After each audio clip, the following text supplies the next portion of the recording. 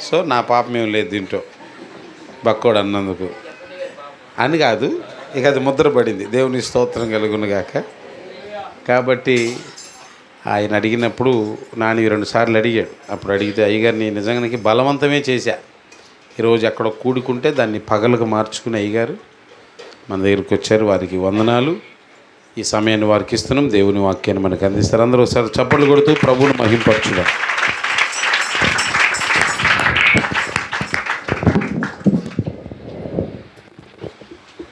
Daddy water bottle పెట్టినాము. అసలు అక్కడి దాకా వెళ్దాంలే.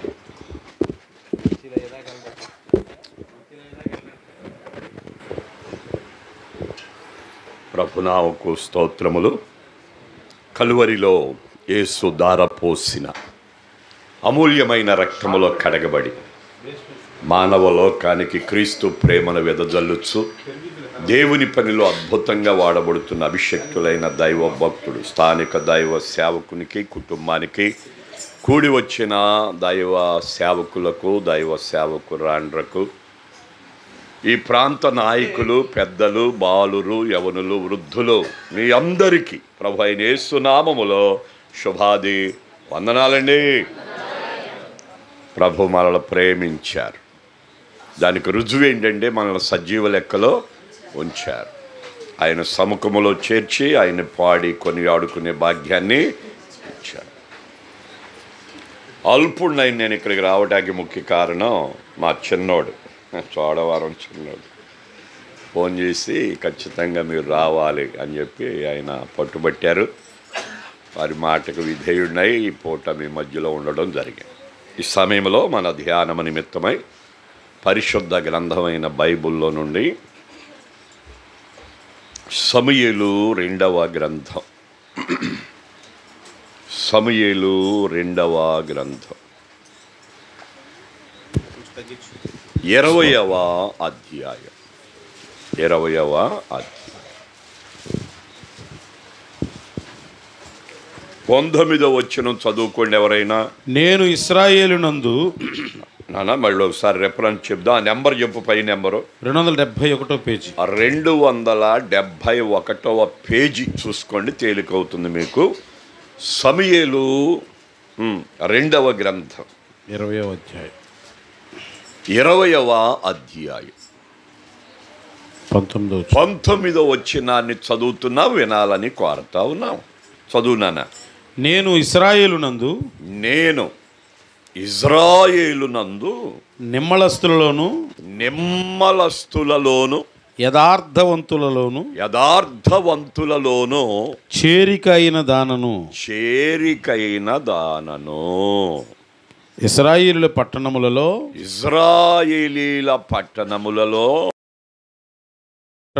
ప్రధానమైన ఒక పట్టణమును లయము చేయవలనని నీవు ఉద్దేశించుచున్నావు.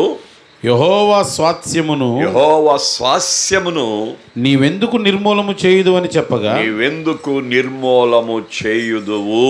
అని చెప్పగా సరిపోతుంది. చదువుతారు ఆడపిల్లలు ఎవరైనా. 19వ వచనం. నేను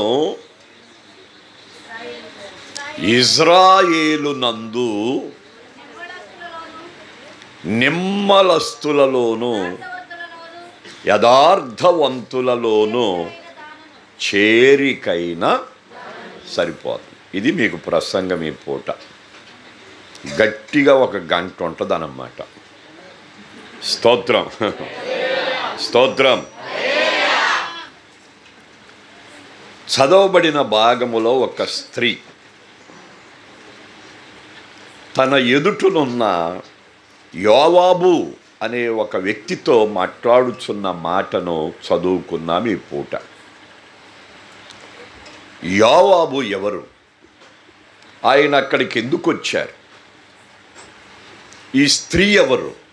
ఆమె మాట్లాడిన మాటకు అంతరార్థం ఏమిటి అనేది పూట పరిశుద్ధాత్మ దేవుడు నీతో, నిన్ను ఆధారం చేసుకొని ఈ భూభాగ ప్రజలతో మాట్లాడడానికి ఆయన సిద్ధపడ్డారు. యోవాబు ఎవరు అని ఆలోచన చేస్తే దావీదు అనే భక్తుడు ఉన్నాడు బైబిల్లో. మనం చిన్నప్పటి నుంచి వింటా ఉన్నాం. ఎవరున్నారు? దావీదు. ఆయన యోధా గోత్రములో పుట్టాడు. చిన్న వయసులో సున్నతి చేయబడి తండ్రి చెప్పినట్టుగా వింటూ వారికున్న మందను మేపుకుంటూ దైవానికి భయపడి దేవుని స్తుతించుకుంటూ పరిశుద్ధ వరాలు నానా విధాలుగా కలిగి దేవుణ్ణి ఆనందపరచి ఆ పనిలో ముందుకెళుతున్న రోజులవి. దేవుడు సమూయేలు అనే ఒక ప్రవక్తను పంపి దావీదును రాజుగా చిన్న వయస్సులోనే అభిషేకించారు. అభిషేకం పొందిన దావీదు తగిన సమయమందు రాజైనారు. తన ఏలుబడిలో రాజ్యభరణం చేస్తున్న కాలంలో తన కుటుంబ సభ్యుడైన యోవాబు అనేవాడు మనకు బయటపడతాడు. దావీదు రాజైన కాలంలో యోవాబు మనకు ప్రత్యక్షమవుతాడు. యోవాబు ఎవరు, అతని జీవితం ఎట్టిది, అతని ద్వారా కలిగిన లాభాలు ఏమిటి, అవన్నీ ఇప్పుడు చెప్పలేను, కానీ ఊరికే మీకు జ్ఞాపకం చేస్తా. దావీదుకి అక్కున్నారంట. మీకేమన్నా తెలుసా? దావీదుకి చెల్లున్నారంట. మీకేమన్నా తెలుసా? అక్కుంటే ఎవరై ఉంటారు? ఏం పేరు? షెరూయ. దావీదు అక్క పేరు షెరూయ. చెల్లి పేరు అబీగయీలు. చెప్పండి. అబీగయీలు ఇద్దరున్నారు. మోటివాడు, మొరటివాడు, దుర్మార్గుడు, త్రాగుబోతు అనే నాబాలు ఉన్నాడు చూసావు. ఆయన భార్య అయిన అబీగయీలు ఉంది. దావీదు సహోదరి అయిన అబీగయీలు ఉంది. అర్థమైంది కదా? అక్కకు 3 కొడుకులు. దావీదు అక్కగారికి 3 కొడుకులు. అంటే దావీదు గారికి మేనల్లుళ్ళు అన్నమాట. అందులో పెద్దాడు యోవాబు, రెండోవాడు అబీషై, మూడోవాడు ఆషాహేలు. సౌలు రాజ్యాన్ని కూల్చి లేక సాతాను రాజ్యాన్ని పడగొట్టి తన మేనమామ రాజ్యాన్ని స్థిరపరుచుకోవడానికి లేక దేవుని రాజ్యమును కట్టుటలో వాడబడిన గొప్ప వీరులు ఈ 3 మేనల్లుళ్ళు అన్నమాట. దేవునికి స్తోత్రం. అందులో పెద్దాడు యోవాబు, సేనకు అధిపతి, యుద్ధవీరుడు. రెండోవాడు దావీదుకున్న రాజ్యాంగం అంతటిలో ఉన్న నాయకులకు ఒక నాయకుడు, రెండోవాడైన అబీషై. మూడోవాడు ఆషాహేలు, యుద్ధవీరుడు, అడవి లేడి అంత తేలిగ్గా పరిగెత్తగల సమర్థుడన్నమాట. ఈ 3 కూడా దైవశక్తిని అలా దించి దేవుని మహిమలో వాడబడుతున్న రోజులవి. దావీదుకి అరణ్యములో ఉన్న సింహాలు, క్రూర మృగాలు, మిడునాగులు భయపడతాయి. చుట్టూ ఉన్న రాజులు, చక్రవర్తులు, సేనాధిపతులు, మంత్రులు, సర్వ ప్రజలు భయపడతారు. కానీ దావీదు మాత్రం వీళ్ళ 3కి మాత్రం కాస్తంత లోబడతాడు. ఎందుకంటే దావీదులో కొన్ని బలహీనతలు ఉన్నాయి. వాటిని సరిచేసుకోవడానికి వీరు బలవంతులు అని చెప్పిన మాట గుర్తు చేస్తున్న ఈ పూట. అంతటి యోగ్యులైన వారన్నమాట. అలాంటి వారిలో యోవాబు సేనాధిపతిగా ఉన్న రోజులు. దావీదు రాజ్యభరణం చేసుకుంటూ దేవుని ప్రజలను ఆత్మీయంగా బలపరుచుకుంటూ వెళుతున్న కాలం అది. ఆ కాలములో బిక్రీ కుమారుడైన షాబా అనే ఒక పనికి మాలిన వాడొకడు పైకి లేచాడు. లేచినవాడు తన యొక్క హృదయ ఆలోచన ప్రజలకు చెప్పటం మొదలుపెట్టాడు. దావీదు మంచోడు కాదు, అతడు సౌలు కుటుంబాన్ని కూల్చాడు, అతడు ఆత్మీయుడని చెప్పుకుంటున్నాడు, కానే కాదు. గనుక అతని ఏలుబడి మనకు అక్కర లేదు. గనుక మీరందరూ ఆలోచన చేసుకొని నా వైపుకు రండి, మంచి స్థాయిలోకి తీసుకొని వెళతాను అని దావీదు కుటుంబాన్ని వ్యతిరేకమైన భావాలతో మాట్లాడుతూ ప్రజలను శరీర సంబంధులుగా ప్రేరేపిస్తూ పనికి మాలిన మాటలు మాట్లాడుకుంటూ దేవుని పనిని పాడు చేయటానికి ఇష్టపడ్డ ఒక దుష్టుడు బిక్రీ కుమారుడైన షేబ. అతడు ప్రజల మధ్యలో తిరుగుతూ చెప్పుకుంటూ వెళుతున్న సందర్భం ఆత్మీయులు విని దావీదుకు దాన్ని చెప్పారు. సేనాధిపతి అయిన యోవాబును పిలిచాడు. ఒక పనికి మాలిన వాడొకడు ప్రజల ఆత్మీయ స్థితిని పాడు చేయడానికి ఇష్టపడి దుష్టుని యొక్క ఆలోచన బట్టి దురాత్మ పట్టి వాడి పని చేయడానికి పూనుకుంటే చూస్తూ ఉంటారట్టగా దేవునికి అవమానం కలగదా ఇట్ట? ఆ ఒక్క బలహీనుడు ప్రజలందరినీ బలహీనపరుస్తాడు కదా. ఆత్మ మాటలు కొన్ని వేలు చెప్పినా ఏదో ఒకటెక్కుద్ది, కానీ చెడ్డ మాట ఒక్కటి చెప్పినా అందరికీ బాగా తొందరగా ఎక్కుద్దంటగా.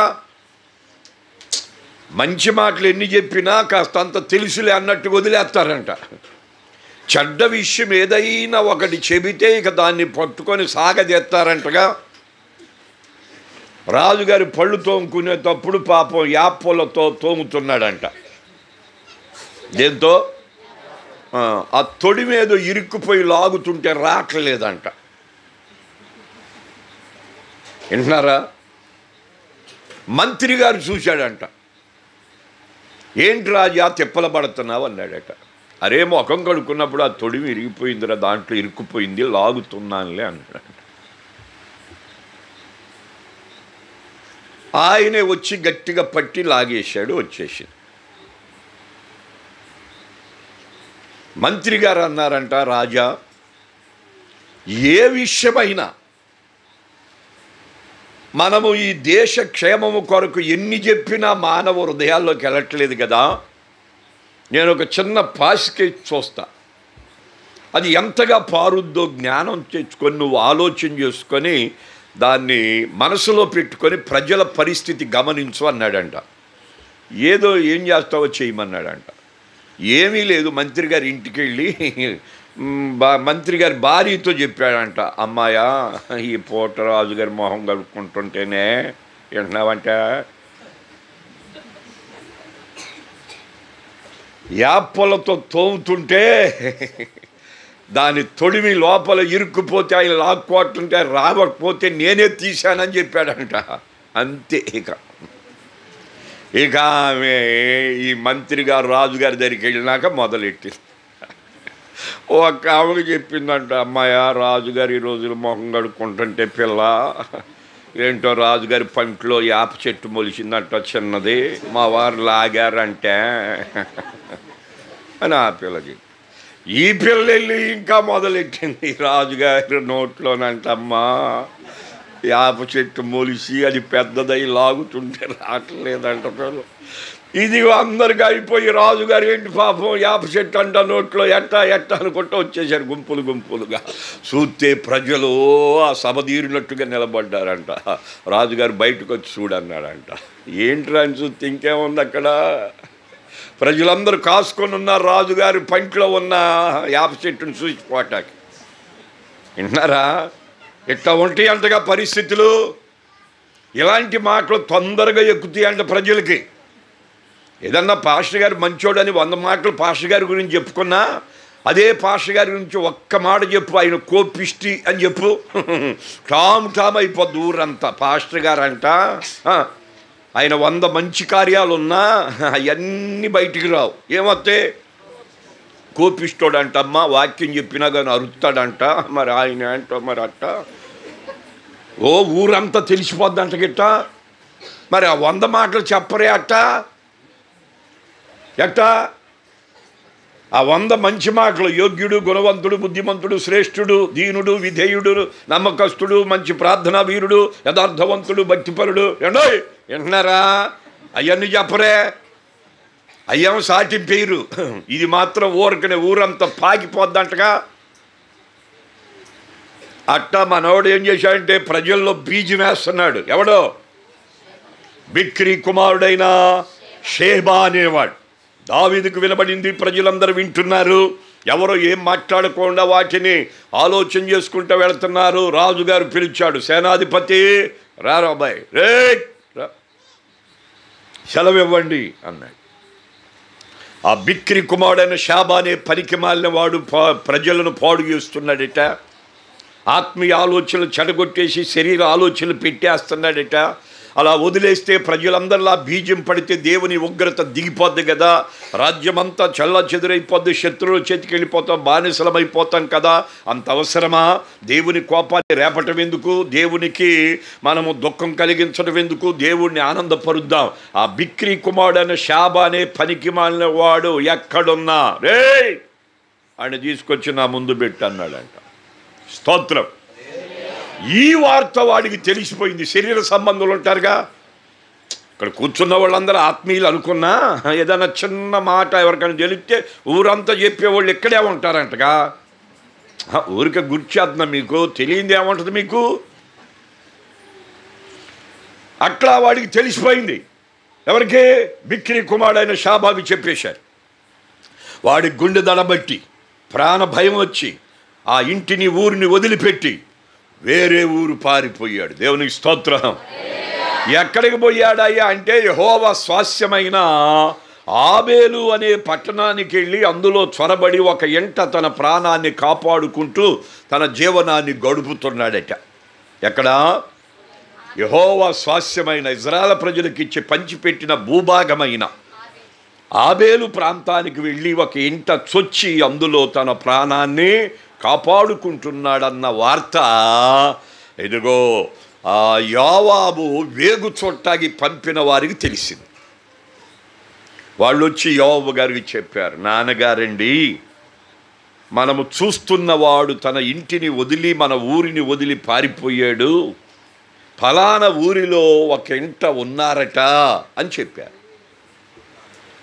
అప్పుడు యోవాబు అన్నాడు, ఇలా కాదు, లేకండి, మనం సైన్యాన్ని తీసుకొని ఆబేలు పట్టణానికి వెళ్ళి వాడిని పట్టి వాడు అంతు చూసి వద్దాం పదండి అని చెప్పి యోవాబు దావీదు ఆజ్ఞను బట్టి బయలుదేరి ఆబేలు ప్రాంతానికి వచ్చాడు. దేవునికి స్తోత్రం.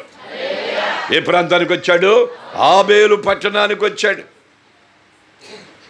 ఇది మీది ఏ ఊరు? ఇది పునాదిపాడు. దీని కైవారం ఎంతో మీకు ఏమన్నా తెలుసా? ఎక్కడి నుంచి ఎక్కడి దాకా? ఇది ఈ మెయిన్ రోడ్ నుంచా లేకపోతే ఆ వంతినేషన్ దగ్గర నుంచా? ఆ ఫ్లైఓవర్ దగ్గర నుంచి అది కూడా అవతల కూడాగా, రోడ్డు అవతల కూడానా? అది కూడా ఇది కూడా కలిపి ఇది ఎక్కడి దాకా? ఈ పొలాలేగా, ఇంతేనా? ఇదంతా ఏంటి? ఇది పునాదిపాడు. ఆ రోజుల్లో ఏం చేసేవాళ్ళు అంటే, మనమైతే అట్లా వదిలేసాం, కానీ ఆ రోజుల్లో యుద్ధకాలాలు కదా, క్రూరముగాలు, విషపురుగులు, మిడునాగులు కదా, అవేవి పట్టణములో ప్రవేశించకుండా ఉండినట్లుగా ముందు పట్టణం చుట్టూ ఏం చేసుకునేవాళ్ళు అంటే ప్రాకారాలు కట్టుకునేవాళ్ళు. ప్రాకారాలు కట్టి మెయిన్ ద్వారాలు పెట్టేవాళ్ళు. ఆ మెయిన్ ద్వారాల పైన బురుజులు కట్టి కాపలాదారులు ఉంచేవాళ్ళు. ఎవరిని ఉంచేవాళ్ళు? శత్రువులు ఎవరన్నా వస్తుంటే వారి ఉనికిని తెలుసుకొని పైనుండి పట్టణములోకి పిలుపునివ్వాలన్నమాట. అంటే బాకా ఓదాలి, బాబో రే, ఏదో శత్రు సమూహం, రథాలు గుర్రాల శబ్దాలు వినబడుతున్నట్టుగా ఉన్నాయి, కాచుకొని ఉండండి, రెడీగా ఉండండి, మెలకుగా ఉండండి, మత్తుగా ఉండమాకండి, బాగా దీన్ని దిట్టంగా నిద్రపోమాకండి, పోతారు దెబ్బకి, కనుక వస్తున్నారు చూసుకోండి, కాసుకోండి, జాగ్రత్తగా ఉండండి అని వాడు చెప్పాలి పైనుండి. అంటే దూరచూపు ఉండాలా, వినికిడు ఉండాలా, విన్నారా? ప్రజల క్షేమం కొరకు ప్రాణం పెట్టడానికి తెగించి నిద్రను సమస్తాన్ని కూడా ఓర్చుకుంటూ సహించుకుంటూ ముందుకు వెళ్ళవలసిన ఆవశ్యకత కాపలాదారులకు ఉంటుంది. అందుకనే సేవకులు అంటే మామూలు విషయం కాదు. దేవునికి స్తోత్రం. శత్రువు వాడు ప్లాన్లు చేస్తూ ఉంటాడు, అవి సేవకులు గ్రహిస్తూ ఉండాలి. అందుకనే సేవకుడు కాపలాదారి. దేవునికి స్తోత్రం. మనకి అప్పచెప్పబడిన భూభాగానికి సేవకుడు ఏమై ఉంటాడు? కాపలాదారి ఉంటాడు. కాచుకోవాలన్నమాట. శత్రువు ఈ ఊరిలో వాడు క్రియ చేయకోకుండా, వాడు దాడి చేయకోకుండా, ఏ ఒక్కరిని పట్టి ఈడ్చి నరకానికి లాక్కుపోకుండా ఏం చేసుకోవాలి? జ్ఞానయుక్తంగా ఉండాలి. అందుకే చూపు ఎట్లా ఉండాలి? కరెక్ట్గా ఉండాలి. అందుకని ఇదిగో కళ్ళజోడు పెట్టాను చూడు, సరిగ్గా కనపడపోయేసరికి ఏం చేశాం? కళ్ళజోడు పెట్టాం. కళ్ళజోడు తీస్తే కొద్దిగా తగ్గుద్ది అనమాట, పెడితే కొద్దిగా కాంతి కనపడుతుంది, మీ మొఖాలు పర్లేదన్నమాట. ఎట్లయితే ఎవరేంటో తెలియదు అనమాట. అందుకని వయసును బట్టి వచ్చిందంట. స్తోత్రం. అట్లాగే చూపేమో ఉండాలి కాపలాదారికి, తేటగా ఉండాలి, చూడగలిగినంత చూపు. అతడు గమనించి బాకా ఓదాలన్నమాట. అలాగే క్రూరముగాలు, విషపురుగు అంటే చీమ చిటుక్కుమంటే వినబడి అంత వినికిడి ఉండాలంట. ఎవరికి? కాపలాదారుడికి. అందుకని సేవకుడు అని చెప్పాలి మీకు. అదంతా ఒక అంశం. ఎప్పుడైనా ఒకసారి మీకు ఇస్తా, తీసుకుందరు. కానీ ఇక్కడ కాపేస్తున్నా కనుక కాపలాదారు ఎట్లా ఉండాలి, నువ్వు దేనికి కాపలా, ఎందుకు పెట్టాడు నిన్ను, దేని చెయ్యాలి నువ్వు అనేది ఇప్పుడు వివరించలేను. కానీ ఇక్కడ టైం లేదు కాబట్టి ప్రాకారాలు కట్టేశారు. ఇదిగో ప్రజల మధ్య ఇదిగో వాళ్ళందరూ కూడా పట్టణంలో నివసిస్తూ హ్యాపీగా బ్రతుకుతున్నారు. అలాంటి పరిస్థితుల్లో యావాబు ఒకరోజు తన సైన్యం అంతటిని తీసుకొచ్చి చుట్టూ ప్రాకారాలను పట్టేశాడు. మొత్తం మెయిన్ ద్వారాలు ఆయన వశములోకి వెళ్ళిపోయింది. ఈ పట్టణ ప్రజలందరూ కూడా యోవాబు తన సైన్యముతో వచ్చేశారు అనే వార్త విన్నారు. విన్న పురుషులు, గనులు, గొప్పవారు, నాయకులు, పెద్దలు, బాలురు, యవనులు, వృద్ధులతో సహా ప్రాణభయముతో, అయ్యో యోవాబు ఎందుకు వచ్చి ఉంటాడు? యుద్ధానికే కదా వచ్చేది, లేకపోతే ఎందుకు వస్తాడు? తన సైన్యాన్ని ఎందుకు తెస్తాడు? మన పట్టణాన్ని ఎందుకు చుట్టముడతాడు?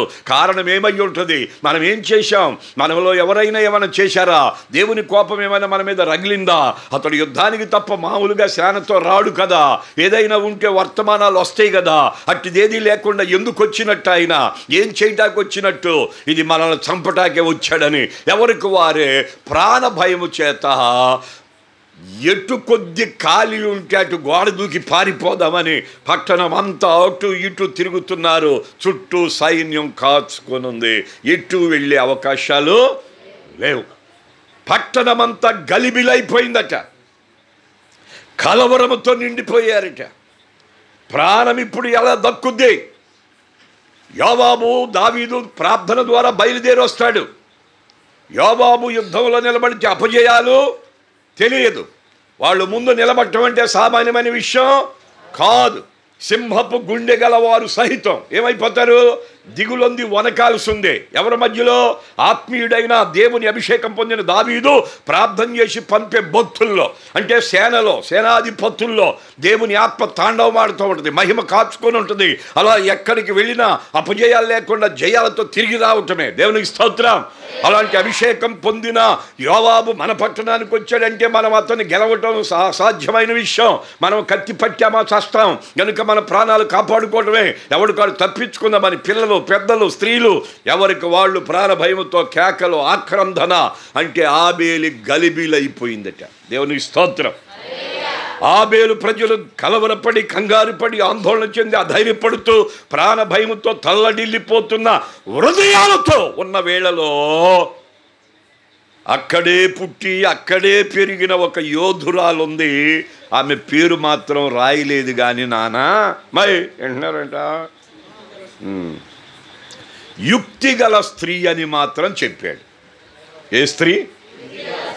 యుక్తిగల స్త్రీ అంటే ఏంటో అర్థం? తెలివా?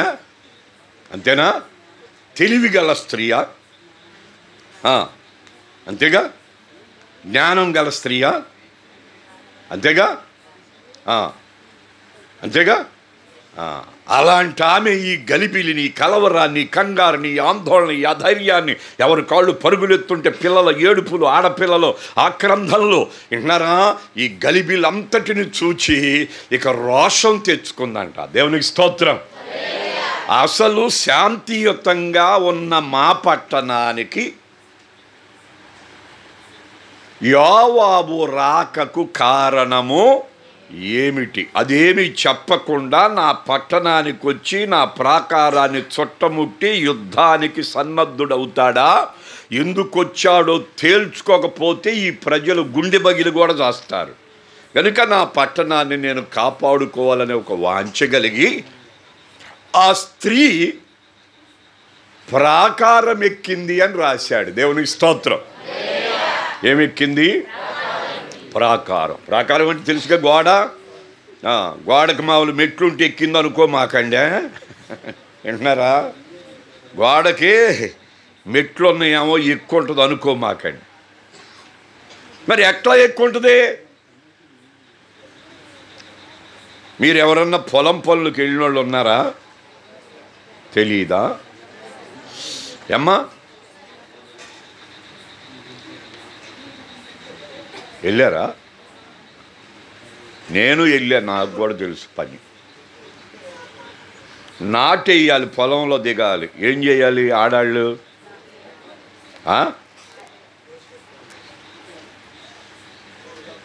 ప్యాసనగా చీర కట్టుకొని పొలంలో దిగి పని చేయటానికి ఉంటుందా? మరేం చేయాలి? గోష పెట్టాలి, గట్టిగా బిగచ్చాలి. ఎందుకు? పొద్దున్న దిగితే మధ్యాహ్నం మళ్ళీ భోజనానికి దిగేదాకా అది అట్టాగే అంత బిర్రుగా కట్టాలి. దేవునికి స్తోత్రం. కొంతమంది పాపం కుటుంబ పరిస్థితులను బట్టి ఎప్పుడు అలవాటు లేనోళ్ళు కూడా ఏదన్నా ₹1 తెచ్చుకొని బతుకుదాం, పిల్లల్ని పెంచుకుందామని వచ్చేవాళ్ళు కొంతమంది ఉంటారంటగా.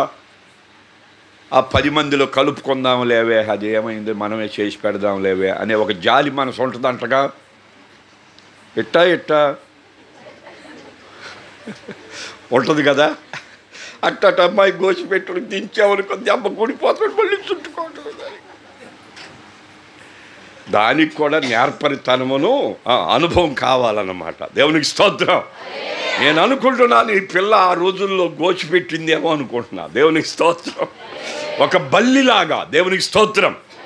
ఒక ఉడుములాగా, దేవునికి స్తోత్రం. ఒక స్త్రీ. నా పట్టణమంతా గలిబిలైపోయి పురుషులు, యుద్ధవీరులు, నైపుణ్యత గలవారు, జ్ఞానులు, పామరులు, పండితులు, ఖగోళ భూగోళ శాస్త్రజ్ఞులు, ఆ ప్రాంతంలో ఉన్న ప్రజలందరూ భయపడిపోతుంటే ఈ స్త్రీ ధైర్యం తెచ్చుకొని నడుం కట్టుకొని ప్రాకారం ఎక్కి పైనుండి కేకేయటం మొదలెట్టింది. ఓహో ఆలకించండి, ఎవడు భయపడమాక ఆగండి ఎక్కడో అక్కడ అని పట్టణానికి పిలుపునిచ్చింది. దేవునికి స్తోత్రం. ఏంట్రా పిల్ల పైకెక్కిందరే అని ఎవడికాడి అక్కడికక్కడ పరిగెత్తడం ఆపేసి పైకి చూశారు ఆ పిల్ల. ఇంకా ఆ పిల్ల ఇటు తిరిగి యోవాబు తెచ్చిన సైన్యంతో మాట్లాడుతుంది. ఏమండో ఆ యోవాబు ఎక్కడో ఇక్కడికి రమ్మనండి, నేను ఆయనతో మాట్లాడతానని చెప్పండి. చెప్పా అని చెప్పి కేకేసింది ఈ పిల్ల. ఆ పిల్ల కేకలున్న అవతలున్న దావీదు పంపగా వచ్చిన యోవాబు సైన్యములో ఉన్న ప్రజలు విని యోవాబు గారి దగ్గరికి వెళ్ళి, ఏమండి ఆ పిల్ల చూడండి, మిమ్మల్ని రమ్మంటుంది, రండి అని చెప్పి వాళ్ళు చెప్పారు. దేవునికి స్తోత్రం. ఆ పిల్లున్న స్థలానికి ప్రాకారం ఎక్కుంది కదా, కిందకు వచ్చాడు. తన ప్రజలు అట్టున్నారు, ఆగారు. ఈయన సైన్యం ఇటుంది గోడెవతల. వాళ్ళ వైపు తిరిగి కేకేస్తే యోవాబు ఆమె తిన్నగా వచ్చాడు. అప్పుడు పైనుండి అంది, యోవాబు నీవేనా అని కేకేసింది. అవునమ్మాయా నేనే అన్నాడు. అప్పుడు మొదలెట్టింది, నా ఏలినవాడా. ముందేమంది, యోవాబువే నువ్వేనా అని లెగిసింది ఈ పిల్ల. అంటే కడుపు రగిలిపోయింది లోపల. నా పట్టణం నెమ్మదిగా, నిమ్మళంగా, సుఖంగా, శాంతిగా, సమాధానంగా, ఆనందదాయకంగా తిని బతుకుతుంటే వచ్చి గలిబిలి చేస్తావా నువ్వు? అసలు దొరికితే పీక పిసికేసేది అనమాట. పైన ఉంది కాబట్టి సరిపోయింది. అంత రోషంతో వచ్చింది ఆ పిల్ల. అంత లోపల అదిగో మంట అంట. అయ్యగా చెప్పా స్తోత్రం. అందుకనే కేకేసింది, యోవాబు నువ్వేనా అని కేకేసింది. అవునమ్మాయా నేనే పిల్ల అన్నాడు ఆయన. అయితే ఎందుకు వచ్చినట్టు? అసలు నీతో మాట్లాడే పిల్ల ఎవరో చెబుతా ఇను. అని మొదలెట్టిందన్నమాట. అప్పుడు చెప్పింది, అది చదువుకున్నాం ఈ పూట, మళ్ళీ ఒకసారి చదివితే వివరించి ముగిస్తా ఈ మాట. యావాబు గారు, సేనాధిపతి గారు, నీకు వందనాలయ్యా. నేను ఎవరినో చెబుతా, ముందు నా సంగతి తెలుసుకో నువ్వు. తరువాత నాతో మాట్లాడొచ్చో లేదో నువ్వు ఆలోచన చేసుకో. నేను నానా అయ్యో విన్నావా, నేనే ఇజ్రాయేలు నందు నిమ్మలస్తులలోనూ యథార్థవంతులలోనూ చేరికైన దానను బాబా. ఒట్టిదాన్ని కాదయ్యో, మామూలు మనిషి అనుకునేవు. ఏముందిలే, ఆడపిల్ల పెద్ద ఇది అంటే, ఇది మాట్లాడితే నేను మాట్లాడేది అంటే అనుకుంటావేమో నానా, కొద్దిగా ఆగయ్యా, నేను ఎవరినో చెబుతా ఈయనని మొదలెట్టింది ఈ పిల్ల. స్తోత్రం స్తోత్రం. ఏమని చెప్పుకుంటుంది? నేను ఇజ్రాయేలు నందు నిమ్మలస్తులలో చేరికైన దానను. ఎవరిలో? ఇజ్రాయేలు నందు. దేవునికి స్తోత్రం చెప్పు. ఎవరి యందు? ఇజ్రాయేలీలు అంటే తెలుసా మీకు? ఎవరాళ్ళు? ఇజ్రాయేలీలు అంటే ఎవరు? దేవుని పిల్లలా? ఏంటట చెప్పరేంటి సమాధానం? ఎట్ట? అబ్రహాము సంతానం అనబడ్డారన్నమాట. యాకోబు దేవుని దగ్గర పోరాడి గెలుస్తాకి ఇష్టపడి ప్రార్థనలో కూర్చున్నప్పుడు దేవుడు అడిగాడట, ఏం పేరు నీ పేరు అట్ట అన్నాడు. అప్పుడు ఆయన అన్నాడు, నా పేరు యాకోబు అయ్యా అన్నాడు. వాళ్ళ నాన్న అడిగాడు ఒకసారి, ఎప్పుడు ఆహారం తీసుకెళ్ళి వాళ్ళ అమ్మ వండినట్టుగా కూర మంచిగా మసాలాలు వేసి ఉంటుంది, బాగా వాసన పీల్చుకున్నాడు మనవాడు బాగా. తింటాకి ముందు నీ పేరు ఏంట్రా అబ్బాయి, నీ గొంతు తేడాగా ఉందని అడిగాడు. వాడేమన్నాడు తెలుసా? శేషాలు. అదే మాట దేవుని దగ్గర చెబుతాడేమోనని అడిగాడు.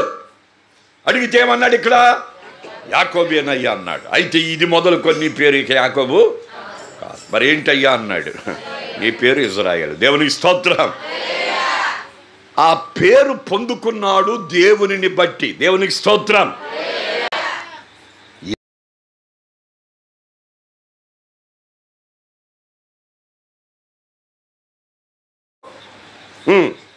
అనేక జనములకు తండ్రి. యెషూరునంటేనేమో కొవ్వు పట్టినవాడు లేక బలిసినవాడు అని అర్థం అన్నమాట. అంటే ఇది శరీర సంబంధంగా తీసుకోమాకండి. బలిసిన వాళ్ళు అంటే బాగా డబ్బు సంపాదించిన వాళ్ళు అని అర్థంలే. వింటున్నారా? ఎరో ఒళ్ళు బలిసిందా అంటారు కదా, అది కాదు. యెషూరునంటే కొవ్వు పట్టినవాడు అని అర్థం అన్నమాట. ఏం పట్టింది? కొవ్వు. అంటే సమృద్ధి అయిన ఆహారాన్ని ఇస్తే పుష్కలంగా తిని జట్టంగా ఉండి, ఏమంటే ఇసుకలో దాచబడిన రహస్య ద్రవ్యాలు ముక్కుతో పీల్చి సముద్రంలోని ఖనిజాలు లాగేసి కుబేరులై కూర్చోటానికి దేవుడు చేసిన వాగ్దానాన్ని బట్టి ఇచ్చిన పేరు అన్నమాట. అది ఏం పేరు? యెషూరు. దేవునికి స్తోత్రం. స్థానములో ఆడపిల్ల పుట్టితే దేవునికి స్తోత్రం. ఇజ్రాయేలు నందు ఏమైంది పిల్ల?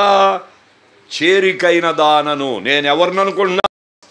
అన్యురాలను కాదు, లోకస్తుల్ని కాదు, బలహీనరాలను కాదు, ఒట్టిదాన్ని మట్టిదాన్ని అంతకంటే కాదు నానా. నేను ఇజ్రాయేలు నందు బాబా నిమ్మలస్తుల్లో చేరికైన దాన్న నానా అని బయటపెట్టింది. దేవునికి స్తోత్రం. ఇజ్రాయేలీలు వారి ఉనికి ఇప్పుడు చెప్పలేను కానీ సమయం సరిపోదు. వాళ్ళల్లో ఒక మంచి పిల్లోడికి ఒక మంచి పిల్లనిచ్చి పెళ్లి చేస్తే వారి కలయికలో దేవుడు కనికరించి మగపిల్లాడిని పుట్టించాడు అనుకోండి. ఎవరిని? మగపిల్లాడిని. ఆ మగపిల్లాడికి 7 రోజులు కడగా ఉండి 8వ రోజు శుద్ధి చేసి సున్నతి చెయ్యాలి. ఏం చేయాలి? అప్పుడు వాడికి స్నానం చేయించి వాడిని తెచ్చి దేవుని మందిరంలో పెట్టి ఏం మొక్కుకున్నారో దాన్ని చెల్లించి దేవునికి అప్పచెప్పి దేవుని కోసం పెంచటానికి తీసుకొని వెళ్ళాలి. అదే ఇజ్రాయేలు నందు ఆడపిల్ల పుట్టిందనుకోండి, ఆడపిల్లను 2 ఏళ్ల 14 రోజులు కడగా ఉండాలి. ఎన్ని రోజులు? 15వ రోజు శుద్ధి చేయాలి. 16వ రోజు దేవుని మందిరానికి తెచ్చి ఏం మొక్కుకున్నారో అవి చెల్లించి ఆ బిడ్డను దేవునికిచ్చి అక్కడ దేవుని కొరకు పెంచటానికి తీసుకొని వెళ్ళి పెంచాలి. ఎవరిని? ఇజ్రాయేలీలో పుట్టిన మగపిల్లాన్ని, ఆడపిల్లని. మగపిల్లోడు పుడితేనేమో 8 రోజులకి, ఆడపిల్ల పుడితేనేమో 16వ రోజుకి మందిర అనుభవం కలిగి ఉండాలి. అసలు మగపిల్లోడు ఎన్ని నెలలకు పుడతాడు? ఏందమ్మాయి కన్నారుగా, ఏంది అటు చూస్తున్నా? ఇంకా ఎప్పటికి 9 నెలలకు పుడతాడంటగా. మరి ఆడపిల్లో ఎన్ని? 10వ నెలకు. ఎందుకని నెల ఎక్కువ తెలుసా మీకేమన్నా?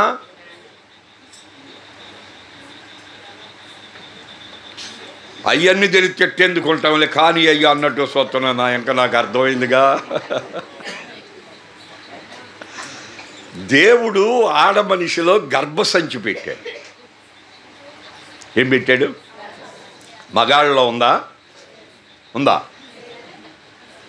మగాళ్ళు ఎప్పుడైనా కన్నారని చెప్పి ఒకసారి ప్రసంగం ఎక్కడ మన సోడారంలో చెప్పా.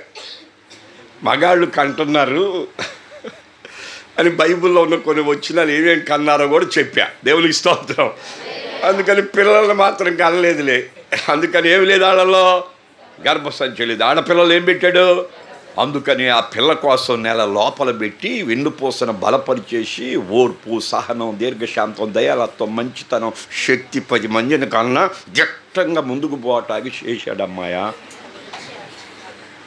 అర్థమవుతుందా? ఎంతమందిని కన్నా? ఈ రోజుల్లో ఒక పిల్లోడిని గంటే ఒక బకెట్ నీరు లెగదు బయటికి.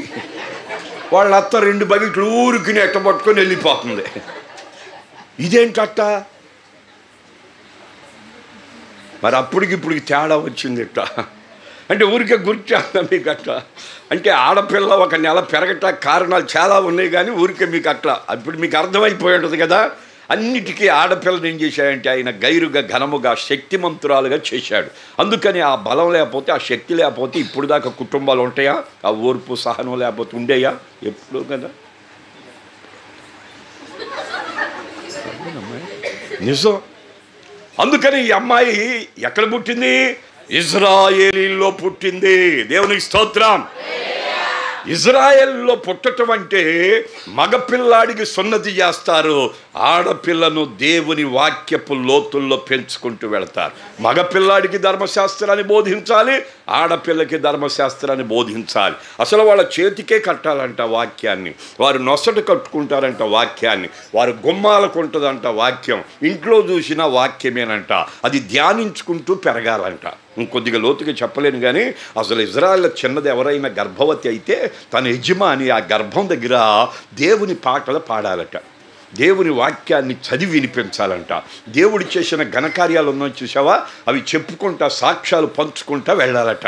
పిండ ఉత్పత్తి లోపల కలిగేటప్పుడు పిండం తిరుగుద్దంటగా, వినికిడి ఉంటుందంట లోపల.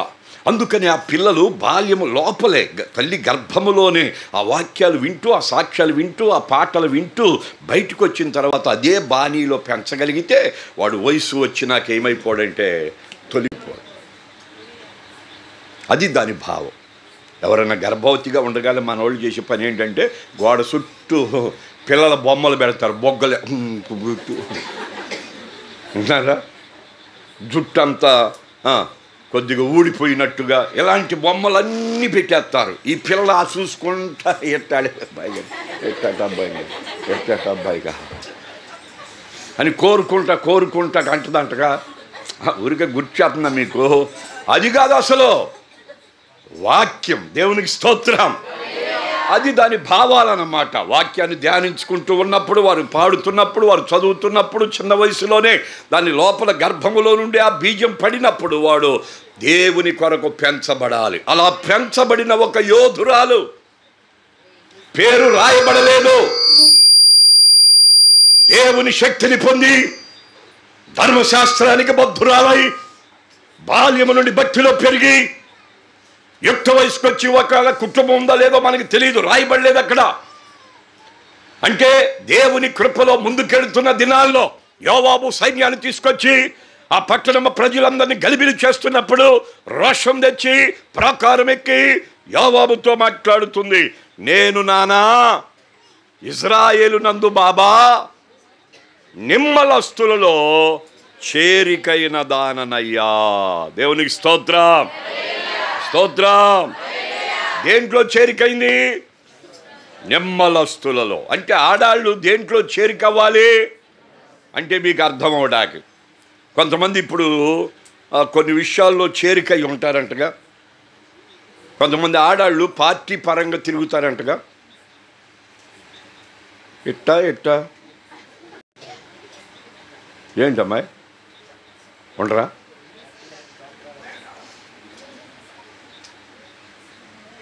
మీకు తెలియదేమో కానీ కొన్ని చోట్ల, మా ఊరు ఉందా, మాది అలం కుదురులే, అక్కడ ఓట్లు సమయానికే ఒక నెల ముందు రోజుల్లో జెండాలు ఇచ్చమ్మాయా మనిషికి 500 పిల్ల.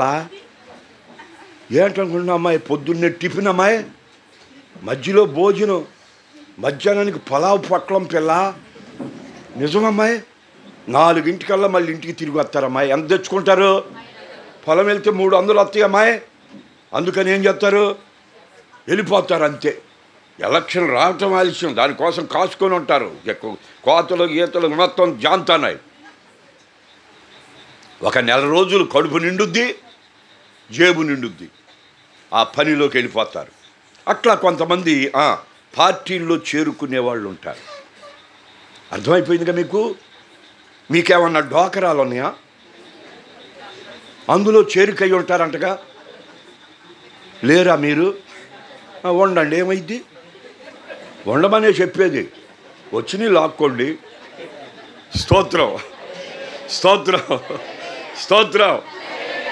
ఇది లోక సంబంధమైన జీవన పోరాటములో జరిగే ప్రక్రియ. కానీ కొందరు శరీర సంబంధులతో చేరికైపోతారంటగా.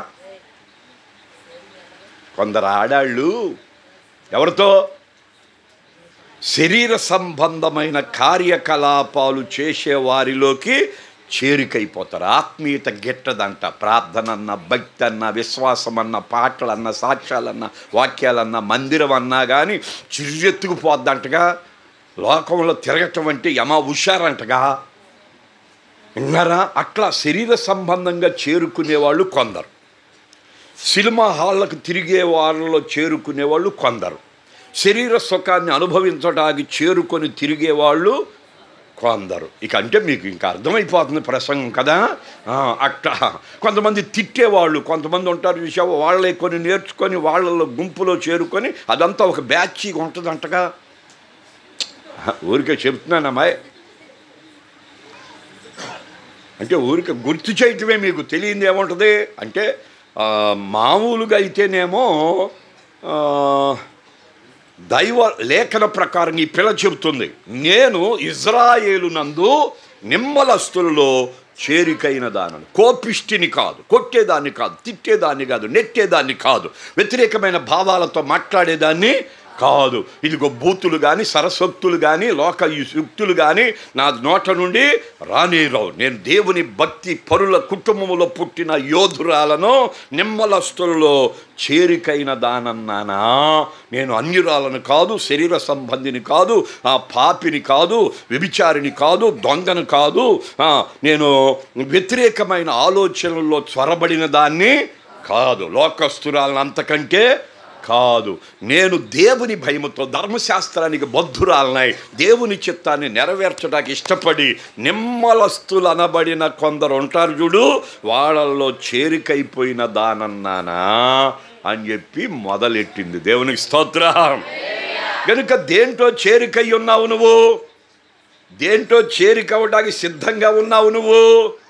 దేంట్లో చేరుకొని ఉన్నావు నువ్వు? ఆలోచన చేయి.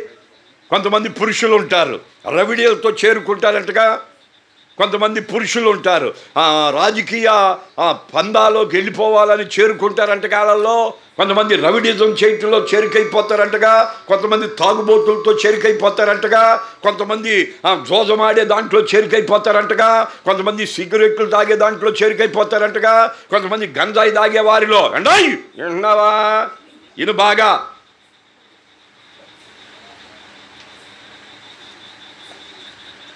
ఊరికే గుర్చేస్తున్నారు అసలు. దేంట్లో దాంట్లోకి వెళ్తారంటగా.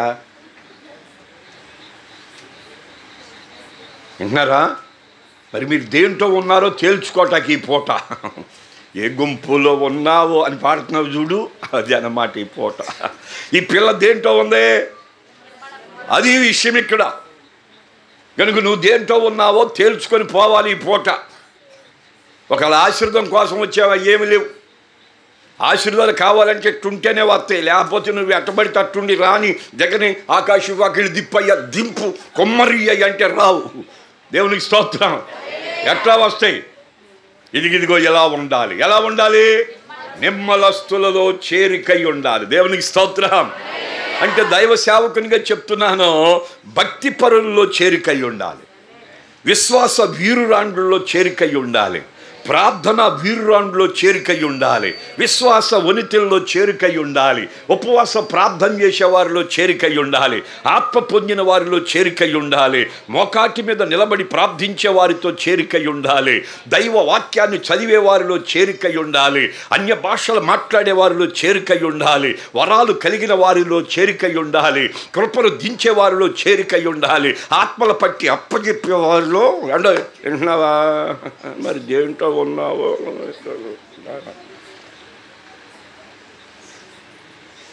భక్తి అంటే పాటలు, సాక్ష్యాలు, వాక్యాలు బోధించడం మంచిదే అన్నాడా, తప్పేం కాదు. కానీ దేంట్లో ఉన్నావు? ఈ అమ్మాయి తేటగా చెబుతుంది, అయ్యా యోవాబు గారు, నేను నానా ఇజ్రాయిల్ నందు బాబా నిమ్మలస్తులలోనూ యథార్థవంతురాలంట. దేవుని స్తోత్రం. అంటే ధైర్యంతో మాట్లాడుతుంది అక్కడ. వణుకు బెనుకు చచ్చు పుచ్చు. విన్నావా? ప్రార్థన చేయటానికి వస్తారు వీళ్ళు. అమ్మా ప్రార్థన చేస్తావా? స్తోత్రం స్తోత్రం అని మొదలెడతారు. ఏంటమ్మా అన్నాడు అనుకో, ఏముందయ్యా, ఒట్టోళ్ళం వచ్చాం, బలహీనం వచ్చాం, బక్క జిక్కునోళ్ళం వచ్చాం, పాపులు వచ్చాం, ఎందుకు పనికిరాళ్ళం వచ్చాం, మట్టి పురుగులం, పేడ పురుగులం, పెంట దెబ్బలం, ఎందుకు పనికిరాని వాళ్ళవయ్యా. ప్రార్థనలు చేస్తారు. ఇదే ఈ పిల్ల అట్ట అంటుంది. అసలు ఏమంటుంది? దేవా, నేను నిమ్మలస్తుల్లో చేరికైన దానను, యథార్థవంతుల్లో చేరికైన దానను, భక్తి పరుల్లో చేరికైన దానను, శక్తి గల వ్యక్తుల్లో చేరికైన దానను. నీ శక్తిని పొందటానికి కాచుకొని వచ్చాను. పరిశుద్ధురాలని, నీతిమంతురాలని, యథార్థవంతురాలని, ధీరురాలని, నీకు భయపడే ఈ వాక్య ప్రకారంగా జీవించగల శక్తి గల భక్తి పర్రాలుగా వచ్చా. దిగో, ఇప్పుడు అడిగేది ఇచ్చిపో అని.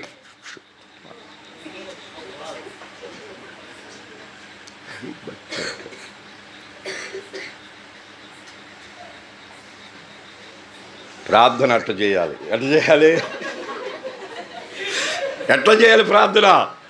నీ కుమారుడిగా వచ్చా, నీ కుమార్తెగా వచ్చా, నీ రక్తములో కడగబడి వచ్చా, పరిశుద్ధంగా వచ్చా, నీతిగా వచ్చా, యథార్థంగా వచ్చా, భక్తిపరునిగా వచ్చా, నీ లేఖన ప్రకారంగా జీవిస్తూ నీ సన్నిధికి వచ్చా. రా, ఈ పూట నాతో మాట్లాడి నన్ను బలపరుచు, నన్ను దీవించి వెళ్ళు. ఇదిగో ఇది కోరుకుంటున్నా, ఇది అడుగుతున్నా, ఇది నాకు అవసరమై ఉంది అని పట్టుతో, ధైర్యంతో, రోషముతో దేవుని సింహాసనాన్ని కదిలేంతో సరిపోయినంత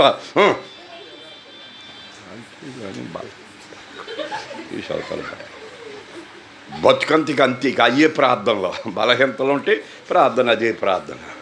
క్షమించయ్యా, తప్పించయ్యా, మళ్ళీ పాపం, మళ్ళీ క్షమించయ్యా.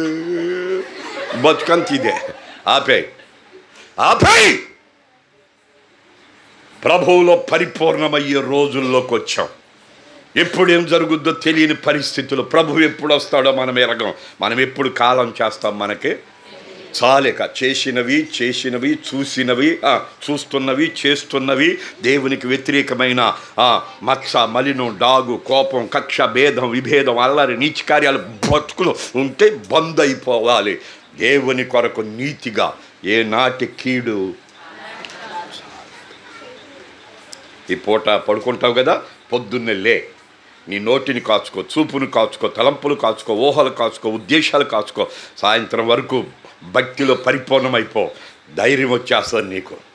ఈరోజు నా ప్రభువు కొరకు బ్రతికాను, ఎక్కడ లోపం లేకుండా బ్రతికాను, ఇప్పుడు నా ప్రభువుని ఆశ్రయిస్తాను, నేను ఆయన బిడ్డగా ఆయన దగ్గరికి వెళ్తాను అని పట్టుబట్టి ప్రార్థన చేస్తే సింహాసనం షేక్ అవుద్ది అక్కడ. దేవునికి స్తోత్రం. పరలోకములో దేవుని సింహాసనం ఏమవుద్ది? కదులుద్ది, దిగుతాడే. నా కుమార్తె, నా కుమారుడు నన్ను కోరుకుంటున్నాడు, నా కొరకు బ్రతుకుతున్నాడు, నా చిత్తాన్ని నెరవేరుస్తున్నాడు, ఏది అడిగితే అది ఇచ్చి వెళ్ళాలని శ్రేయస్కరమైన ఆశీర్వాదాలతో దిగి రావడానికి సిద్ధపడిన వాడు మనం ఆరాధించే దేవుడు. దేవునికి స్తోత్రం, స్తోత్రం. ముగించేస్తున్నా. ఇక్కడ యోవాబు గారితో ఆ స్త్రీ మాట్లాడుతుంది. నాన్నగారండి, నేను నిమ్మలస్తుల్లో చేరికైన దాన్ని బాబా, మా పట్టణానికి ఒక నియమం ఉంది నాన్నగారు. మా పట్టణంలో ఏదైనా సమస్య జరిగిందనుకోండి, దానికి నియమించిన మా దగ్గరికి ఆ మాట వస్తుందండి. మేమే మా పట్టణం అంతా మేము ప్రజల్లో ఏ సమస్య అయినా పరిష్కారం చేసుకోవడానికి మాకు హద్దండి. బయటోళ్ళు ఎవ్వరూ వచ్చి చెప్పే అవకాశాలు ఎక్కడా ఉండవండి అయ్యా. ఇది దేవుని స్వాస్యమండి అయ్యా, దేవుని భక్తుల భూభాగం నాయనిది, ధర్మశాస్త్రానికి బద్ధులమయ్యా, దేవుని భయముతో బతికే వ్యక్తులమయ్యా, దైవ చిత్తాన్ని నెరవేర్చే పిల్లలం నాయనా. గనుక ఇట్టి మహాపట్టణాన్ని, ఇట్టి ఆత్మీయ పట్టణాన్ని, ఇట్టి యెహోవా స్వాస్యాన్ని లయము చేయటాకొచ్చావు. ఎందుకు వచ్చావు? అది చెప్పకుండా నా పట్టణ ప్రజలను గలిబిలి చేస్తున్నావు నువ్వు. ఇది తప్పుగా ఎంచుతున్నాం మేము. నువ్వు వచ్చిన కారణం చెప్పకుండా ఇక్కడ జరిగిన విషయం, మాలో ఎవరైనా తప్పు చేశారా, మాలో ఏమైనా లోపం ఉందా, మాలో ఏమైనా బలహీనత ఉందా, మాలో ఎవరైనా మీ పట్టణాలు పల్లెల్లో కానీ మీ ప్రజలకు ఎవరికైనా హాని చేశారా, ఏం జరిగి ఉంటుంది? నీవు సైన్యంతో మా పట్టణానికి వచ్చి నా ప్రజలను గలిబిలి చేయటానికి నీకు ఎంత ధైర్యం? కారణం ఏంటో చెప్పని కేకేసింది. ఇక అప్పుడు యోవాబుకి అర్థమైపోయింది, ఈ పిల్ల సామాన్యమైంది కాదు, గట్టికి రావాలనుకుంటా, కత్తిలాగుంది ఈ పిల్ల, మామూలు పిల్ల కాదు ఇది. దేవునికి స్తోత్రం చెప్పు. ఆడపిల్ల అంటే ఏంటనుకుంటున్నావు? దేవుడు ఎట్ట చేశాడంటే ఏం చెప్పాలి నేను? ఆడపిల్లనే ఆయన మహిమతో కూడా ఆయన రూపములో పురుషునికి కావలసినంత శక్తిని, కుటుంబానికి కావలసినంత సామర్థ్యతను, పిల్లల్ని పెంచగలిగినంత ఓర్పు, దయ, సహనం, దీర్ఘశాంతం, దయాలత్వం, మంచితనం, లోబడే తత్వం, సాధు బుద్ధి బతుకులో పెట్టి బయట పెట్టాడు. దేవునికి స్తోత్రం. ఆ పిల్లలాగే నీతిలో ధైర్యంగా పెరిగితే ఏదైనా సాధించగలదని లేఖనాలు చెప్పే సత్యం అన్నమాట. దేవునికి స్తోత్రం. ఈ ఆడపిల్లలు అందరూ ఏమనుకుంటారంటే, మాదేముంది అసలు, ఏం పొట్టకి పొట్టక అద్దం దగ్గరికి వెళ్ళి చూసుకొని ఉమ్మూసుకుంటారంటగా. ఈ ఆడపిల్లకు పుట్టే కంటే అడవిలో మానవి పుడితే బాగుండు అనుకుంటారంటగా. అట్లా తిట్టుకునే వాళ్ళకి చెప్పేది ఏంటంటే, ఆడపిల్లలైనా మగపిల్లలైనా దేవుని ద్వారా చేయబడిన వారు. దేవునికి స్తోత్రం. మగ మనిషేమో దేవుని రూపం, ఆడ మనిషేమో దేవుని అంతర్భాగం. దేవునికి స్తోత్రం. అర్థమైపోయిందా? పురుషుడేమో దేవుని రూపం, ఆడ మనిషేమో ఆయన అంతర్భాగం. ఆయన ఏమి చెయ్యాలనుకున్నాడో పురుషునికి ఆమెను చేసి చెప్పి వెళ్ళాడు. దేవునికి స్తోత్రం. అందుకనే స్త్రీ నడువు కడితే ఏదైనా చేయగలుగుద్దంటగా. అంటే కూలగొట్టాలన్నా కొట్టుద్దంట, నిలబెట్టాలన్నా ఎవరి చేతిలో ఉంది? మాట్లాడరేంటి?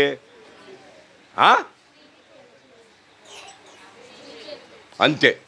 కుటుంబ గౌరవం కాపాడబడాలన్నా ఎవరి చేతిలో? కుటుంబం నాశనం కావాలని చెప్పరేండి అమ్మాయి? ఎవరి చేతిలో ఉంది? పురుషుల చేతిలో ఉందా? ఆడపిల్ల చేతిలో పెట్టాడు. దేవునికి స్తోత్రం. ఎందుకంటే ఆయన మహిమతో కూడా జరిగించాడు ఆ కార్యాలన్నీ. అది అర్థం కాక ఎన్నో ఆలోచనలు చేసుకుంటారు. లేఖన భాగములు ఎంతమంది యోధురాండ్రు ఉన్నారు, వాళ్ళకిచ్చిన సామర్థ్యత కొలది వారు వరాలు ఎలా వాడారు, దేశానికి ఎంత క్షేమం కలిగించారు, నెమ్మది కలిగించారు ప్రజలకి, ఎన్ని కుటుంబాలను కట్టారు వాళ్ళు, ఎంతగా బలమైన కార్యాలు చూడగలిగారు వాళ్ళు, ఎంత శత్రువు కోటగోడలను కోల్చగలిగారు వాళ్ళు. అలాంటి వారిని అందరినీ మీకు నేర్పిస్తున్నప్పుడు అలాంటి శక్తితో నింపబడి ముందుకు వెళ్ళవలసిన ఈ కాలంలో బలహీనలై బక్క చిక్కిన వారై ఎందులో ఒక దాంట్లో చేరికైపోయి దేవుని శక్తిని కోల్పోయి కుటుంబ వ్యవస్థను పాడు చేసుకుంటూ మానవ జీవితాన్ని చెడగొట్టుకుంటూ ఉన్నదంతా ఓడగొట్టుకుంటూ బలహీనలైపోయి దిగులుతో వేదనతో వ్యాధులతో భయంకరమైన పరిస్థితులు అనుభవించడానికి దోహదపడుతుంది శరీర కార్యాల వలన. వాటన్నిటిని విడిచిపెట్టి ఈ స్త్రీ వలె ఏం చేయాలంటే నిమ్మలస్తుల్లోనో యథార్థవంతులలోనో చేరికై ఉండాలి నీవు. దేవునికి స్తోత్రం. సంఘాన్ని స్త్రీకి పోల్చాడు. సంఘము నిమ్మలస్తుల గుంపులో చేరాలి, సంఘము యథార్థ గుంపులో చేరాలి, సంఘము పరిశుద్ధ అలంకారముతో నింపబడాలి. నీతి అలంకారముతో, దీనత్వం అనే అలంకారముతో, సంపూర్ణమైన శక్తితో, ఆత్మతో నింపబడి దైవ భయములో సార్వత్రిక సంఘములో చేర్చబడేదిగా ఎదగాలి. దేవుని స్తోత్రం. ఏ సంఘంలోకి చేర్చబడాలి మనం? ఇప్పుడు సార్వత్రిక సంఘాన్ని ఆయన పిలవబోతున్నాడు. మన సంఘం కూడా అందులోకి, దేంట్లోకి అంతే.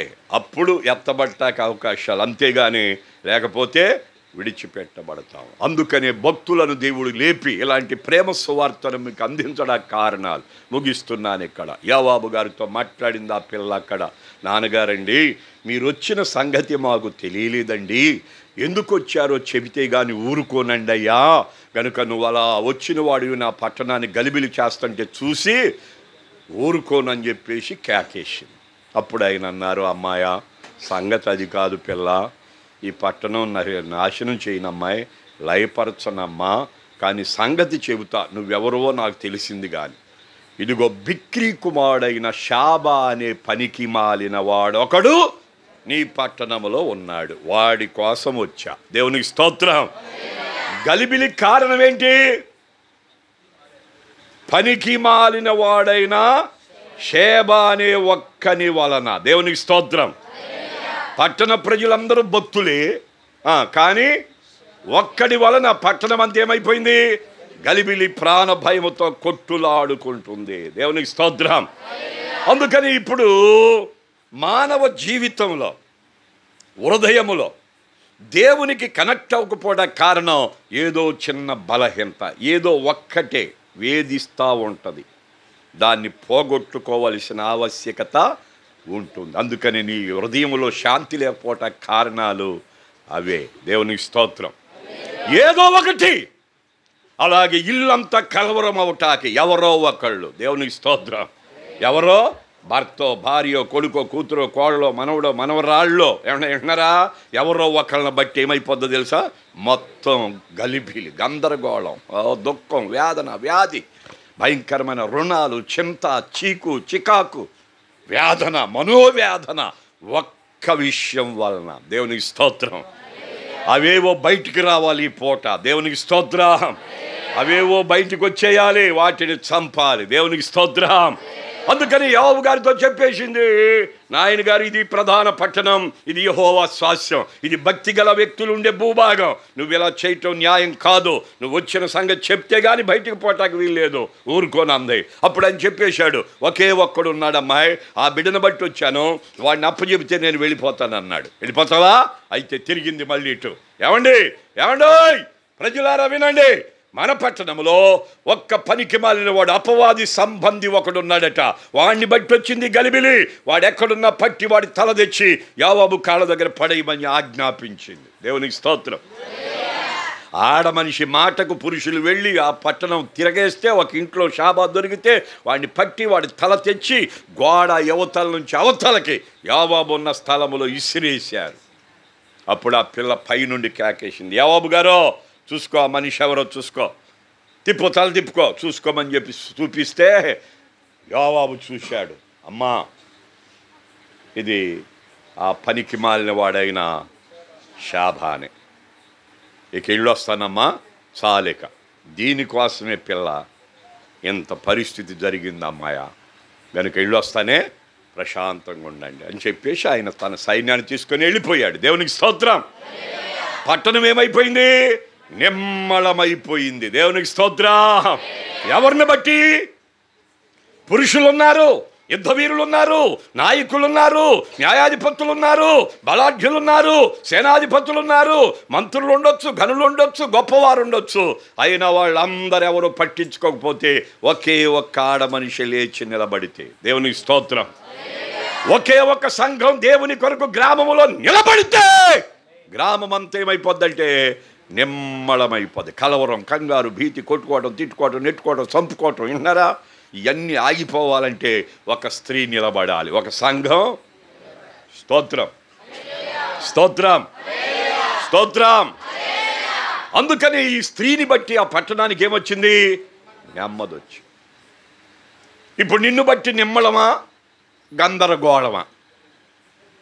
అది విషయం ఇక్కడ. నిన్ను బట్టే అంటే విన్నావా? మగ ఆడని తేడా లేదు అక్కడ. నిన్ను బట్టి నీ ఇంటికి నిమ్మళమా, కలవరమా? ఇది తేల్చుకొని పోవాలి ఈ పూట. దేవునికి స్తోత్రం. నిన్ను బట్టి నెమ్మదా, కలవరమా? నిన్ను బట్టి సంతోషమా, దుఃఖమా? నిన్ను బట్టి సమృద్ధ్యా, నష్టమా? తేల్చుకొని వెళ్ళు. భక్తి అంటే విన్నావా? నన్ను బట్టి నా ఇంటికి ఏంటి అనేది పరిశీలన చేసుకో. ఎలా ఏ గుంపులో నువ్వు ఉన్నావో ఎరిగి తెలుసుకో. ఒక మాట ఇస్తా, యెషయా ప్రవచన గ్రంథం ఆఖరి మాట. దాన్ని వివరించను కానీ ఊరికే గుర్తు చేస్తా. నిమ్మలం అంటే ఎట్ట బతుకుతావయ్యా, నిమ్మలంగా ఎట్ట ఉంటావయ్యా, ఇన్ని జరుగుతుంటే నువ్వు మాత్రం చెప్పిపోతావులే, మాకు తెలుసు, అన్ని వాక్యాలు ఏం లేదయ్యా, ఎట్ట ఉంటావయ్యా నిమ్మలంగా అంటే? ఇదిగో లేఖనం చెబుతుంది అట్ట ఉండొచ్చు అని. యెషయా ప్రవచన గ్రంథం చదువుకోండి. అక్కడ 32వ అధ్యాయం ఇక్కడ చదువుకో. అక్కడ 17వ వచనం అన్నమాట, ఆఖరి మాట. వివరించను కానీ ఊరికే మీకు గుర్తు చేస్తా.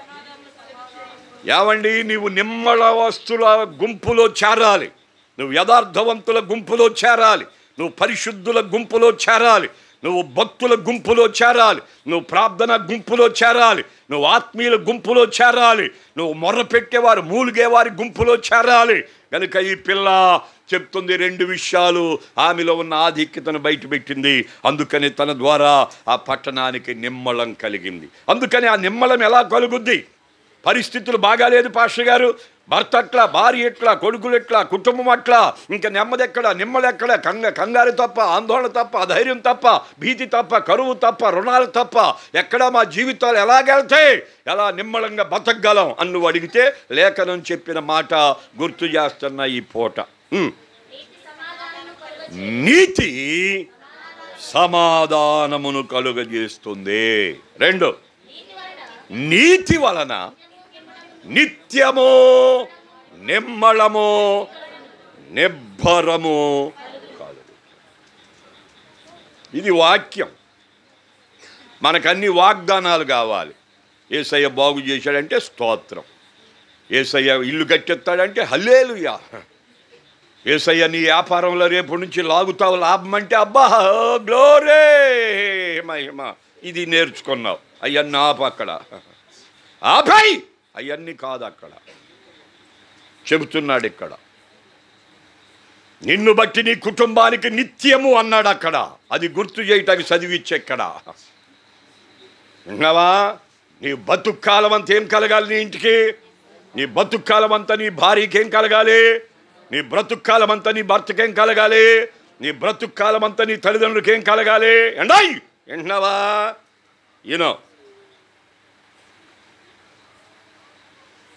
భక్తి అంటే పాటలు అనుకుంటున్నారు వాళ్ళు, భక్తి అంటే సాక్ష్యాలు అనుకుంటున్నారు వీళ్ళు, భక్తి అంటే బోధించడం అనుకుంటున్నారు వాళ్ళు. విన్నారా బాబా? అన్నీ మంచియే నానా, కాకపోతే కొంతమంది సేవకులను బట్టి కంగారు కలవరాలు పడుతున్నాయటగా. ఇప్పుడు అదే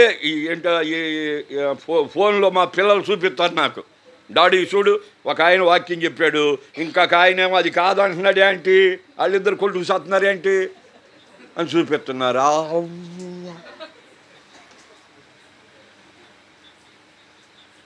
ఒకడేదో దేశం భాగాల గురించి చెప్పాడంట, ఇంకొకళ్ళు లేచాడు దేశం భాగాలు ఎవడికి మన్నాడు, ఎవడురా చెప్పింది మీకు, ఎవడికి మాకు అంటున్నాడు ఆవిడ. ఊరికే గురించి అన్నా. ఒకడేమో పరిశుద్ధతను గురించి చెప్పాడు. పరిశుద్ధత అంటే అప్పుడు యేసు రక్తంలో కడగబడి సరిపోతలేరా, రోజు అట్లా ఎట్టుంటారు. ఆ రోజుతో అయిపోయింది. ఇంకేంటి పద్దాకల పాపులు అని ఒప్పుకోవటం, రక్తంలో కడుగు అని అడగాల అంటే అడగమాకండి ఎవడా, అయిపోయింది ఆ రోజుతో. ఎట్టన్నా బతకండి, ప్రభు వస్తాడు తీసుకుపోతాడని ఇంకొకడు. ఏంటిదంతా? గలిబిలైపోట్లా, కలవరం రాట్లా, కంగారు అయిపోట్లా, దేవుని పని పాడైపోట్లా, అపవాది వేగిరంగా పనిచేయట్లా, శత్రువులకు అవకాశం కుదరట్లా, లోకమంతా పాడైపోట్లా, జీవితాలు అంధకారంలో గెలిపోట్లా. అట్లాగే కుటుంబ వ్యవస్థలో కూడా ఇలాంటి పరిస్థితులు ఏర్పడిపోయినాయి అన్నమాట. అందుకనే నీతి వలన ఏం కలుగుద్దంటే సమాధానం కలుగుద్ది. నీతి అంటే భూ సంబంధమైన నీతి ఉంది. నువ్వు పుట్టావు, పెరుగుతున్నావు, నీ ఇంట్లో నువ్వు ఉంటున్నావు, నీకు కలిగింది నువ్వు తింటున్నావు. ఇది లోక సంబంధమైన నీతి. ఈ నీతి వలన దేవుని నీతి నెరవేర్చలేవు. ఈ నీతి దేవుని దృష్టి కంట మురికి గొడ్లంటగా చింపిరి పేలికలని రాశాడమ్మాయ్. ఏ నీతి? లోకనీతి. మరి ఏ నీతి ఉంది? దేవుడు తన పరిశుద్ధుడు కాబట్టి పవిత్రంగా పుట్టి పరిశుద్ధంగా పెరిగి పరిశుద్ధ రక్తాన్ని దారపోసి వెళ్ళాడు. నీ నీతి లోక సంబంధమైంది అట్టబెట్టుకో. దానికి తోడు యేసు రక్తంలో కడుక్కొని నీతిమత్యాన్ని మార్పు చెంది బాప్తిసం పొంది ఆత్మ ద్వారా నింపబడి నీతిగా బ్రతకటమే అది దేవుని నీతి. దేవునికి స్తోత్రం. అలా నీతి నీకేం కలుగు చేస్తే సమాధానం కలుగుద్దన్నమాట. అప్పుడు నీ హృదయంలో ప్రశాంతత. క్రీస్తు రక్తంలో కరగబడితే దేవునికి నీకేం కలుగుద్ది? సమాధానం. మీ ఇద్దరు మాట్లాడుకునే అవకాశాలు. ఇకపోతే ఎప్పుడైతే నువ్వు నీతిలోకి వచ్చేస్తావో నీ కుటుంబాలతో ఏమైపోతావు? సమాధాన పడిపోతావు. భార్య ఏమన్నా అందనుకోండి, కోపం పెట్టుకొని ఇక ఏదన్నా మాట వచ్చినప్పుడు నువ్వు అట్టా నన్నెట్టా అనుకుంటా ఉండరిక. క్రీస్తు రక్తంలో కరగబడ్డారుగా, దేవుడు ఏం చేస్తాడు?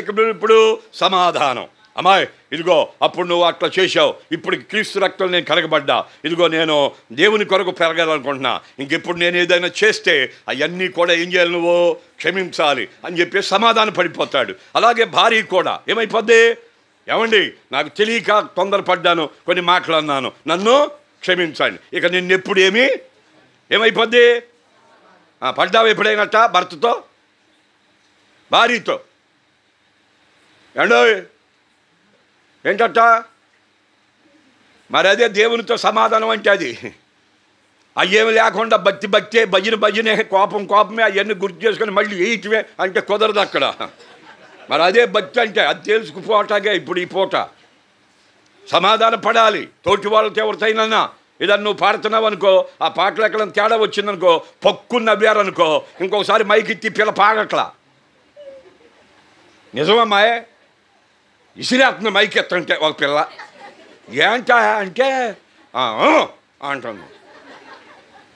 అరే మళ్ళీ గుడికి వచ్చి కూర్చున్నావుగా పిల్ల, మరి అట్ట మూతి అట్ట ముఖం అట్ట పెడితే అట్ట అమ్మాయా ఏమవ్వాలి ఇప్పుడు? మరి పడేవాళ్ళు లేరు అక్కడ, అందుకనే కదా ఇట్టా. లేకపోతే పాతకాలం ఎట్టా ఆత్మతో నింపబడి అన్య భాషలు కదట్ట, కళలు దర్శనాలు కదట్ట, చెప్పుకుంటే ఆనందంతో బతికేవాళ్ళు కదట్ట. ఆ ప్రార్థన, మోకటి అనుభవం, ఆ విశ్వాసం, ఆ నిరీక్షణ, పట్టు, దీక్ష, మరి ఏది సమాధానమే లేకపోతే ఆడ నుంచి వస్తుంది? అది మనం అనుకున్నట్టుగా లేదు నాన్న. నీతి సమాధానం కలుగజేస్తుంది. నీతి ఏమన్నారు నాన్న అక్కడ? నీతి వలన నిత్యము అనే మాట రాసుకో, నువ్వు అండర్లైన్ చేసుకో. నిన్ను బట్టి నిత్యము ఏముండాలి? అంతే. ఇక నీ జీవిత కాలం అంతా నీ కుటుంబానికి, భర్త అయితే భార్యకు నిన్ను బట్టి ఏముండాలి? నిత్యము నిమ్మళమే. నీవు భార్యవైతే నీ భర్తకు నిన్ను బట్టి నిత్యము నిమ్మళమే ఉండాలి. నిబ్బరంగా బతకాలి ఆయన. దేవునికి స్తోత్రం. అది భక్తికి మూలం. దేవుని నమ్మి మార్పు చెంది బాప్తిసం పొంది ఆత్మ పొంది భక్తుడిగా బ్రతకటం అంటే నిన్ను బట్టి నిత్యము నీ ఇంటికేం కావాలి? నిత్యము నిమ్మళం కావాలి. అదే అడుగుతున్నాడు. నిన్ను బట్టి నిమ్మళమా, కలవరమా? నిన్ను బట్టి ఆందోళన, అధైర్యమా? నిన్ను బట్టి ఆనందమా, సంతోషమా? ఎందులో నువ్వు ఉన్నావు? ఎందులో చేరుకున్నావు? ఎలా జీవనం గడుపుతున్నావు? ఎలా భక్తి చేస్తున్నావు? ఈ పూట తేల్చుకొని వెళ్ళవలసి ఉంటుంది. ఎప్పుడైతే యోవాబు గారు ఆ తలను చూశాడు, అమ్మా ఇల్లు వస్తానని చెప్పి వెళ్ళిపోయాడు. ఈ అమ్మాయి ఆ ప్రాకారం దిగి కిందకు వచ్చింది. ప్రజలందరూ నిమ్మళంగా వారి యొక్క కుటుంబ వ్యవస్థ నెట్టుకుంటా భక్తిలో పరిపూర్ణమై వెళ్ళారు. కనుక ఒక్క ఆడ మనిషి నడుం కడితే ఏమొచ్చింది? పట్టణానికే నెమ్మది వచ్చేసింది. దేవునికి స్తోత్ర. ప్రజలందరూ ఆనందంగా బ్రతికిపోయారు. కనుక సంఘమా, మనలందరినీ కలిపి స్త్రీకి పోల్చాడు. దేవునికి స్తోత్రం. ఈ సంఘం అనే స్త్రీ ఏం చేయాలి? దేవునితో కనెక్ట్ అయ్యి దేవుని ఆత్మతో నింపబడి దేవుడు చెప్పినట్లుగా జీవించగలిగితే మన పట్టణానికి మనం ఏం చేయగలమో తెలుసా? నిమ్మళపరచగలం. దేవునికి స్తోత్రం. ఇదివరకు ప్రార్థనలు అంటే ఇప్పుడు స్వార్థం అయిపోయింది.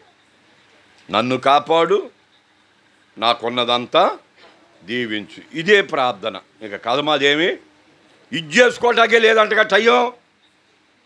కొంతమంది అది కూడా చేయరంటగా. రోజు ఏదో శని ఆదివారాలు ప్రార్థనకు వస్తారంటగా.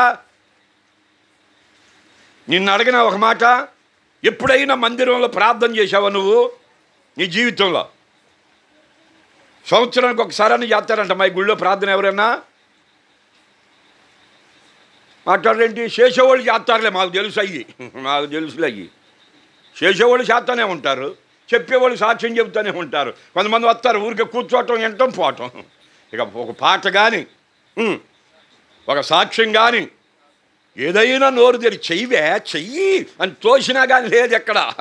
నువ్వు కానీ యామ్మాయా అంటే నీకు తెలియదు లేపో, నడవదు అక్కడ, కుదరదు ఇక్కడ, వచ్చిపోవటమే అక్కడ. కనుక ఆ కాలం అది కాదు. ఇక్కడ ప్రార్థన అనుభవంలో ఒక వ్యక్తి నీ దగ్గర ప్రార్థన చేస్తుంటే ఆ ప్రార్థన విని దానికి కొన్ని వాగ్దానాలు యాడ్ చేసుకొని ప్రార్థనలో ఎదగాలి.